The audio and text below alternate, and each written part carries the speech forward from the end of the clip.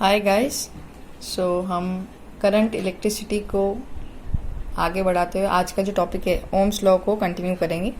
जैसे कि I have told you earlier कि जो इसमें थ्योरी पोर्शन है उसके अंदर मैंने बताया है कि जो हमने लास्ट टॉपिक किया था और एक आध और टॉपिक है जो आने वाला इम्पॉर्टेंट है, पर जो ओम्स लॉ से लेके ओमिक नॉन ओमिक डिवाइसेस वाले जो टॉपिक हैं वो इतने ज़्यादा इम्पॉर्टेंट नहीं है, बट ऐसा नहीं है कि वो आ नहीं सकते, पर इसमें से ज़्यादा प्रैक्टिकल पोर्शन की आने की जो प्रोबेबिलिटी होती है वो ज़्यादा होती है।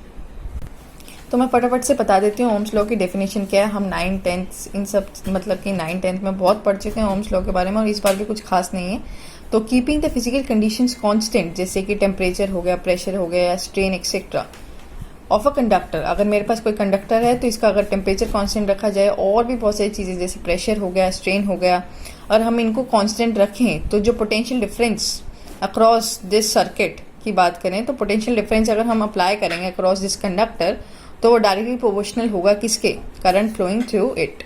इट मीन्स जितना करंट इसमें फ्लो करेगा और जो पोटेंशियल डिफरेंस होगा वो आपस में डायरेक्टली प्रोपोर्शनल होंगे। अगर मैं potential difference across this conductor को बढ़ाती हूँ, पोटेंशियल डिफरेंस माने कि कितना मैं उसके अंदर इलेक्ट्रिक फील्ड की वैल्यू बढ़ा रही हूँ, तो उतना ही ज़्यादा करंट फ्लो करेगा।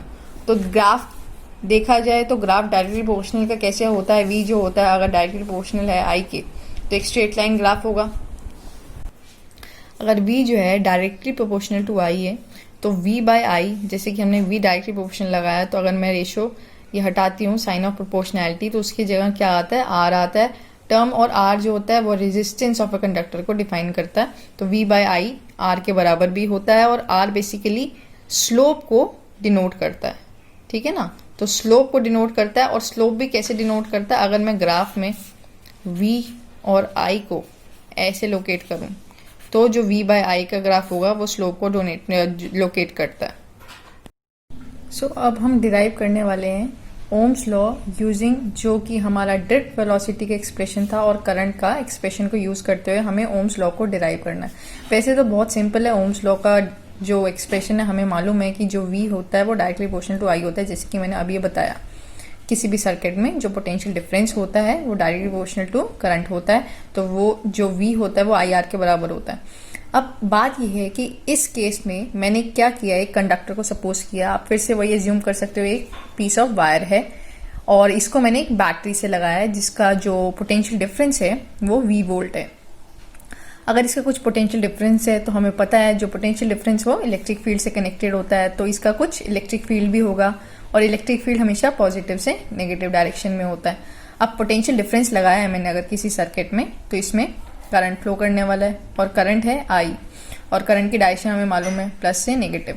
तो इसके लिए मैंने कुछ चीज़ें एज्यूम करके रखी हैं, जैसे कि इस वायर का क्रॉस सेक्शन का एरिया, ठीक है, उसको मैंने A सपोज किया है और इस वायर के लिए L जो है लेंथ ऑफ द कंडक्टर है, मतलब कि इतना जो है वो लेंथ ऑफ द कंडक्टर है, और N जो है वो नंबर डेंसिटी ऑफ इलेक्ट्रॉन्स है, जैसे कि हमने पिछले टॉपिक में भी एज्यूम करके रखी थी। इस कंडक्टर में जितने भी इलेक्ट्रॉन्स होंगे उसको तो हम कैपिटल N से डिनोट कर रहे हैं, टोटल नंबर ऑफ इलेक्ट्रॉन्स, लेकिन नंबर डेंसिटी माने कि इलेक्ट्रॉन्स पर यूनिट वॉल्यूम, ठीक है ना, कि इलेक्ट्रॉन्स कितने होंगे पर यूनिट वॉल्यूम इस कंडक्टर में, वो हमने स्मॉल n से माना है। और vd तो पता ही है हमें, ड्रिफ्ट वेलोसिटी, जिस एवरेज वेलोसिटी के साथ ये इलेक्ट्रॉन्स जो है मूव करने वाले हैं वो ड्रिफ्ट वेलोसिटी की बात हो गई। अब हमें करना क्या है? डेरिवेशन करना है ओम्स लॉ का। ओम्स लॉ माने v equals to I R. तो अब बात यह आती है, आसान है, डेरिवेशन में कुछ दिक्कत नहीं है, पर एग्जाम में क्या होता है जनरली हम ये भूल जाते हैं कि स्टार्ट कहाँ से करना है। लेकिन इस क्वेश्चन को अप्रोच या इस डेरिवेशन को अप्रोच करने के लिए एक सीधा सा मेथड है। आपको पता है कि हमें प्रूफ क्या करना है, उसके अंदर की टर्म्स को उठाओ, उसको देखो कि हम किस टर्म को यूज करके उस एक्सप्रेशन तक पहुंच सकते हैं। तो अभी तक अगर याद हो तो हमने करंट का आई का, इलेक्ट्रिक करंट का एक फॉर्मूला डिराइव किया है अभी तक, जो कि आया था NEAVD। And mind it guys, मैं बहुत बार बोल चुकी हूँ और अभी भी बोलूंगी, इस यूनिट में अगर आपने फॉर्मूला ठीक से याद नहीं किए तो आप न्यूमेरिकल्स कर नहीं पाओगे, और न्यूमेरिकल्स ही इसका मेन पोर्शन है। तो अगर जो भी डेरिवेशन का कोई भी अगर एक्सप्रेशन आता है, चाहे वो करंट का हो या फिर ड्रिफ्ट वेलोसिटी का हो, सब कुछ याद होना चाहिए, तभी बात बनेगी। तो जो करंट का फॉर्मूला डिराइव किया वो है NeAVD। आई होप सबको याद होगा। तो N जो है वो नंबर डेंसिटी ऑफ इलेक्ट्रॉन्स बताता है, E जो है चार्ज ऑन द इलेक्ट्रॉन, ठीक है ना, 1.6 × 10⁻19, और A जो है वो क्रॉस सेक्शन का एरिया हो गया। VD जो है जिस वेलोसिटी के साथ वो इलेक्ट्रॉन जो है मूव करने वाले हैं उस वेलोसिटी की बात हो गई। तो ये एक्सप्रेशन डिराइव करने के बाद अब मुझे करना क्या है, मुझे लेफ्ट हैंड साइड पे अगर करंट की इक्वालिटी में मुझे पोटेंशियल डिफरेंस का टर्म लाना है, तो मुझे कैसे भी करके राइट हैंड साइड पे पोटेंशियल डिफरेंस को इंट्रोड्यूस करना है। उसके लिए मैं क्या सोचूंगी, अब n चेंज हो नहीं सकता, n का कोई फॉर्मूला है नहीं। वैसे n को हम डिनोट करते हैं n capital N upon A times L, मतलब कि ये बोला था ना कि total number of electrons per unit volume, तो उसका फॉर्मूला तो ये बना, पर इसको डिराइव करके कुछ खास चीज दिखाई दे नहीं रही है। लेकिन अच्छा, अब A जो है क्रॉस सेक्शन का एरिया, उसको हम एज इट इज रख सकते हैं। इलेक्ट्रॉन है, इलेक्ट्रॉन का चार्ज भी एज इट इज पड़ा रहेगा। लेकिन जो VD है उसका हम एक्सप्रेशन पढ़ के आए अभी, जो कि हमने तब किया था फर्स्ट टॉपिक में, जब हमने देखा था कि पोटेंशियल डिफरेंस लगाने पे इलेक्ट्रॉन्स पे बेसिकली फोर्स क्या लगने वाला है, वो ma के बराबर डाला था, और उसको डिराइव करते हुए हमने VD का एक्सप्रेशन निकाला था। तो उसका एक्सप्रेशन आया था E tau अपॉन m, जहाँ पे E जो है फिर से इलेक्ट्रॉन का चार्ज है, जो E है कैपिटल E वो इलेक्ट्रिक फील्ड की वैल्यू हो गई। तो जो होता था वो होता था रिलैक्सेशन टाइम। तो रिलैक्सेशन टाइम का भी मैं बता देती हूँ दोबारा से। जब एक इलेक्ट्रॉन दूसरे इलेक्ट्रॉन के साथ कोलाइड करते हैं तो वो सक्सेसिव कोलिजन के बीच का जो टाइम इंटरवल था, उन सबका जो एवरेज लिया था, उसके बाद रिलैक्सेशन टाइम आया था। तो ये VD का एक्सप्रेशन है। आई होप सबको याद होगा, और नहीं है तो आप प्रीवियस वीडियो जाके देख सकते हैं और उससे समझ सकते हैं। तो VD का मैंने सिर्फ एक्सप्रेशन डाला, कुछ नया नहीं किया। VD का एक्सप्रेशन डालने के बाद अब मेरे पास यहाँ पर कैपिटल E मतलब इलेक्ट्रिक फील्ड की टर्म्स में करंट की वैल्यू आई है। अब कुछ ऐसा किया जाए जिसे कि मुझे V इंट्रोड्यूस करना है राइट हैंड साइड पे। अब E के लिए E को मैं ऐसा कौन सा फॉर्मूला लगाऊं या ऐसा कौन सा एक्सप्रेशन लगाऊं जिससे हम मैं E को V में चेंज कर सकूं। तो मुझे याद आता है जो E होता है वो पोटेंशियल ग्रेडियंट के बराबर होता है। पोटेंशियल ग्रेडियंट माने कि जो E होता है वो rate of change of potential with respect to distance होता है, ठीक है ना। जैसे जैसे डिस्टेंस बढ़ता जाएगा पोटेंशियल उस हिसाब से चेंज होता रहता है, और इसका जो एक्सप्रेशन है वो E से कनेक्टेड है, ये हम पढ़ के आए हैं ऑलरेडी। तो अगर मैं इस फॉर्मूला को इस कंडक्टर के लिए देखूं तो जो पोटेंशियल डिफरेंस अप्लाई किया वो है V, ठीक है ना, और कितनी लेंथ के लिए किया है, कितने डिस्टेंस के लिए किया है, तो इस कंडक्टर का जो लेंथ है वो हमने स्मॉल l से सपोज करके रखा है। तो मैंने कुछ नहीं किया, बस E को मैंने V/L लिखा है। इतना समझ में आ गया। ये तो बहुत इजी कंसेप्ट है, बस आपको अप्रोच पता होना चाहिए कि आपको कैसे करना है। तो मैंने E को सिर्फ V/L पुट किया और कुछ नहीं किया। उसके बाद मैंने थोड़ा रीअरेंज किया नेक्स्ट उसमें कि NE² हो गया ये A एज इट इज, और V जो है यहाँ पे पोटेंशियल डिफरेंस हो गया। V को गलती से भी एज्यूम नहीं कर लेना अपने आप से कि ये VD है, क्योंकि जनरली जल्दी जल्दी में यही गलती होती है एग्जाम्स में। बस यही छोटी छोटी चीजें हैं जिनका हमें ध्यान रखना है, और एक्सप्रेशन में कुछ मुश्किल नहीं है, ठीक है। तो NE² A आ गया as it is, V/L E की जगह tau अपॉन में m। तो इसको सॉल्व करने के बाद I का एक्सप्रेशन आ गया NE² A V tau upon ml। अब देखो, अब मुझे क्या करना है, V को एक साइड रखना था और IR को दूसरी साइड लेके आना था। तो मैं क्या कर सकती हूँ, जो V है उसको अगर मैं लेफ्ट हैंड साइड रखती हूँ, या फिर आप किसी को भी बस V और I के साथ बाकी टर्म्स को आपको अलग करना है, तो V की यहाँ से वैल्यू क्या आती है, I ml upon NE² A tau। तो देखा जाए तो अब I को छोड़ के इन टर्म्स के ऊपर एक बार हम ध्यान से देखें। M जो है वो क्या था, मास ऑफ द इलेक्ट्रॉन था, ठीक है। L जो है वो क्या था, लेंथ ऑफ दिस कंडक्टर थी, ठीक है ना।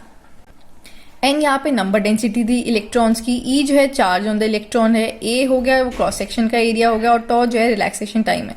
तो बेसिकली ये सारी वैल्यूज जो हमने निकाली हैं, ये जो सारे वेरिएबल यहाँ पे दिख रहे हैं, वो बेसिकली कांस्टेंट के ही बराबर हैं, क्योंकि मास जो है इलेक्ट्रॉन का वो फिक्स्ड है, L जो है लेंथ कंडक्टर की वो फिक्स्ड है। नंबर डेंसिटी होगी तो किसी भी कंडक्टर में कोई नंबर डेंसिटी है, कितने भी इलेक्ट्रॉन्स प्रेजेंट है पर यूनिट वॉल्यूम, वो भी एक कांस्टेंट क्वांटिटी होगी, और एरिया वो भी फिक्स होगा, रिलैक्सेशन टाइम वो भी फिक्स्ड होगा। तो बेसिकली ये पूरा एक कांस्टेंट को डिनोट करता है। और बेसिकली अगर मैं देखूं ओम्स लॉ से, V जो होता है वो IR के बराबर होता है, और V/I एक कांस्टेंट क्वांटिटी को डिफाइन करता है जो कि होती है resistance for a conductor, given conductor. तो यहां से मैं इस पूरी टर्म को आर की फॉर्म में लिख सकती हूँ, ठीक है। तो V equals to I R लिखा, जहां पे R जो है उसकी value ml upon NE² A tau है। तो ये तो हुई ओम्स लॉ का derivation with the help of I का एक्सप्रेशन और VD का एक्सप्रेशन को यूज करते हुए। तो आई होप अगर अब ये एक्सप्रेशन अगर एग्जाम में आता है तो आप लोग इजीली कर लोगे, और कैसे अप्रोच करना है बस उसको याद करना है और आराम से सॉल्व कर सकते हैं। तो अब इसके बाद आता है एक छोटा सा टॉपिक है कि डिराइव तो कर लिया ओम्स लॉ, इतनी बात ठीक है, पर ओम्स लॉ का कुछ लिमिटेशंस है, ठीक है ना। अब हम क्या बात करते हैं, बार बार हम यही कह रहे हैं जो V/I है वो R के बराबर होता है। और किसी भी कंडक्टर के लिए, सपोज किसी भी कंडक्टर, जैसे कि मैंने इस केस में एक वायर का पीस लिया था, तो किसी भी कंडक्टर के लिए जो V/I है वो R के बराबर होता है। इट मीन्स जो R है वो V और I लीनियरली वैरी करते हैं। पहली बात तो ये समझो, जो V है और I है वो लीनियरली वैरी करते हैं, जैसे जैसे V बढ़ाते हैं वैसे वैसे I बढ़ता है, ठीक है। तो V/I अगर लीनियरली वैरी करेंगे तो इसका ग्राफ कुछ ऐसा बनने वाला है V और I का, या फिर यूं कहूं, या अगर मैं यहाँ V लूं या फिर यहाँ पर I लूं, तो V/I का जो ग्राफ है वो लीनियरली वैरी करता है। तो किसी भी टाइम पे जो V/I का रेशो है वो कांस्टेंट रहने वाला है, ठीक है ना। अगर V/I किसी रेशो में आ रहे हैं, क्योंकि वो लीनियरली वैरी करने का मतलब है कि इक्वल अमाउंट्स में बढ़ रहा है V और I, जैसे जैसे V बढ़ रहा है वैसे इक्वल अमाउंट्स में I बढ़ रहा है। तो V/I का जो रेशो है बेसिकली, अगर आप डिफरेंट टाइम्स पे देखो, डिफरेंट टेम्परेचर, अच्छा टेम्परेचर की बात नहीं करेंगे, डिफरेंट टाइम्स पे वो एक कांस्टेंट को डिनोट करता है जो कि रेजिस्टेंस से हम बताते हैं कि रेजिस्टेंस, उस कंडक्टर की इतनी रेजिस्टेंस है, वो एक फिक्स्ड वैल्यू होती है। पर अगर मैं ओम्स लॉ के लिए एक डेफिनेशन में जो पॉइंट डाल के चलती हूँ कि keeping the physical conditions constant, अगर ये फिजिकल कंडीशन एक भी इसमें से कांस्टेंट नहीं रही, जैसे कि एग्जांपल अगर मैं कहूँ कि इसका टेम्परेचर कांस्टेंट नहीं रहा, वो टेम्परेचर इसलिए कांस्टेंट नहीं रहता है जब हम इस कंडक्टर में, जब हम इस सर्किट में I की वैल्यू सपोज करो इंक्रीज कर दें, ठीक है, तो उससे क्या होता है, जूल्स लॉ ऑफ हीटिंग क्या कहता है वो हम देखते हैं। तो जब मैंने इस सर्किट में I की वैल्यू की इंक्रीज, तो इससे क्या हुआ, जो टेम्परेचर है बेसिकली इस कंडक्टर का वो बढ़ जाता है। जैसे जैसे I इंक्रीज करेंगे तो टेम्परेचर बढ़ेगा, और टेम्परेचर बढ़ेगा तो इसका रेजिस्टेंस जो है ना, रेजिस्टेंस भी बढ़ने वाला है, ठीक है ना। अगर टेम्परेचर बढ़ाऊंगी किसी चीज का, किसी भी कंडक्टर का, तो करंट जो है ज्यादा फ्लो करने से ओपोज करेगा, और ओपोजिशन टू करंट जो होता है वो रेजिस्टेंस होता है। तो रेजिस्टेंस भी बढ़ जाएगा, ओपोजिशन भी बढ़ जाएगा, इतनी बात ठीक है। तो टेम्परेचर बढ़ाने पे अगर रेजिस्टेंस बढ़ता है तो ये तो पॉसिबल नहीं है अकॉर्डिंग टू ओम्स लॉ। जैसे कि अभी हम पढ़ के आए, जो V/I का रेशो है वो एक कांस्टेंट है जो कि रेजिस्टेंस है। अगर रेजिस्टेंस ही बढ़ जाएगा तो V और I लीनियरली वैरी कैसे करेंगे। तो अगर टेम्परेचर इंक्रीज होता है, या फिर अगर किसी भी सर्किट में हम करंट की वैल्यू इंक्रीज करते हैं, तो ओम्स लॉ फॉलो नहीं करता है उस केस में वो सर्किट या फिर वो कंडक्टर। तो इससे ये एक डेफिनेशन निकल के आती है, जो भी डिवाइसेस ओम्स लॉ को फॉलो करते हैं उन डिवाइसेस को हम ओमिक डिवाइसेस के नाम से बोलते हैं या फिर पहचानते हैं। ओमिक डिवाइसेस वो डिवाइसेस होते हैं जो ओबे करें ओम्स लॉ। बहुत सिंपल सी डेफिनेशन है, इसमें ऐसा कुछ खास नहीं है, बस हमें पता होना चाहिए कि ओमिक डिवाइसेस होते क्या हैं। और फॉर एग्जांपल की बात करूं तो कोई भी कंडक्टर हो, ठीक है ना, कोई भी कंडक्टर, लेकिन अगर वो नॉर्मल कंडीशंस में है, कोई टेम्परेचर इंक्रीज नहीं किया, कोई प्रेशर इंक्रीज नहीं किया है, फिजिकल कंडीशन सबको नॉर्मल रखते हुए कोई भी कंडक्टर जो है as a ohmic device behave करता है। तो conductor in normal condition example है ओमिक डिवाइसेस का। और ओमिक डिवाइसेस को हम लीनियर डिवाइसेस भी बोलते हैं। लीनियर डिवाइस इसलिए बोलते हैं क्योंकि अगर वो ओम्स लॉ को फॉलो करता है तो V जो है डायरेक्टली प्रोपोर्शनल टू I होगा। तो जो पोटेंशियल डिफरेंस है वो लीनियरली वैरी करता है विद द करंट, ठीक है, इसलिए हम उनको लीनियर डिवाइसेस भी बोलते हैं। और इससे बिल्कुल ही अपोजिट है नॉन ओमिक डिवाइसेस। तो नॉन ओमिक डिवाइसेस ऐसे डिवाइसेस होते हैं जो कि ओबे नहीं करते हैं ओम्स लॉ को।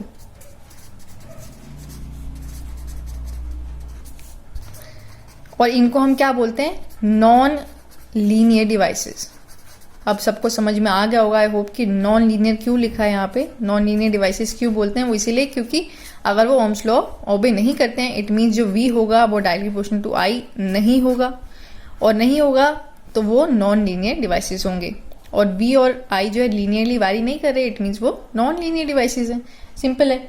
और फॉर एग्जाम्पल अगर देना हो तो फिर वही बात कर सकते हैं कि अगर कोई भी कंडक्टर के अंदर हम जो करंट की वैल्यू है उसको इंक्रीज कर देते हैं तो फिर वही बात हो जाएगी, टेम्परेचर बढ़ जाएगा जिससे कि रेजिस्टेंस वैरी करेगा और वी और आई लीनियरली वैरी नहीं करेंगे। और इसका एग्जाम्पल हो सकता है पीएन जंक्शन डायोड। ये हम आने वाले यूनिट में पढ़ेंगे जो कि है सेमीकंडक्टर्स। तो अभी थोड़ी टाइम के लिए वेट करना पड़ेगा समझने के लिए कि पीएन जंक्शन डायोड होता क्या है, पर फिलहाल के लिए यूं समझो कि ये दो एग्जाम्पल हैं। एक तो करंट का, जब हम जो कोई भी कंडक्टर है उसका अगर हम करंट बढ़ा दें, या फिर कोई भी पीएन जंक्शन डायोड है वो नॉन ओमिक डिवाइसेस में आता है। तो ये था all about ohmic non ohmic devices. और जो हमने पढ़ा इससे पहले ओम्स लॉ का डेरिवेशन कैसे करना है, बहुत ही ईजी सा लेक्चर था, कुछ भी खास नहीं था इसमें, पर इतना है कि हमें डिराइव कैसे करना है उसका अप्रोच देखा, और ओमिक और नॉन ओमिक डिवाइसेस क्या होते हैं उनके बारे में थोड़ा सा पढ़ा।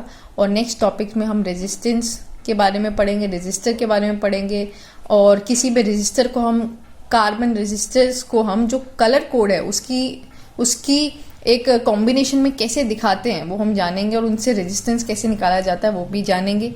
तो आज के लेक्चर में इतना ही। और अगर आप लोगों को वीडियो ऐसा लगता है कि समझ में आ रहा है, आपका कंसेप्ट्स क्लियर हो रहे हैं, तो प्लीज़ वीडियो को लाइक ज़रूर करें, क्योंकि मैंने पहले भी कहा आप लोग का जो कंसेप्ट क्लैरिटी है वो मेरा फर्स्ट गोल है। उसके बाद जो मेरा मोटिवेशन है, तो मुझे मोटिवेशन तभी मिलता है जब आप लोग ज़्यादा से ज़्यादा लाइक करते हो वीडियो को, और चैनल को सब्सक्राइब ज़रूर करें अगर वीडियो समझ में आया हो, और अपने फ्रेंड्स के साथ भी शेयर कर सकते हैं।